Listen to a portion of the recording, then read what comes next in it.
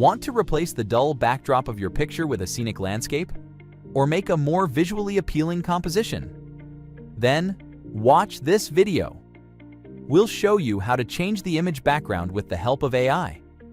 To do it, we'll be using PhotoWorks, an easy-to-use photo editor. Run the software, click the Open Photo button and upload your image. Next, switch to the Tools tab and pick Change Background. Wait for a couple of seconds while the editor is removing the photo backdrop.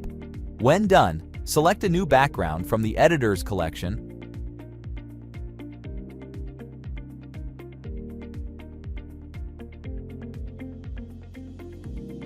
or load your own.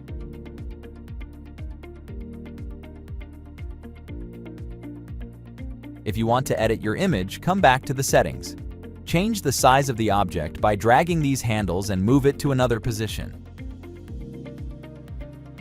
You can also blur the picture edges and make them wider or narrower using the Extend Edge slider. Then, adapt colors to the background by moving the corresponding slider.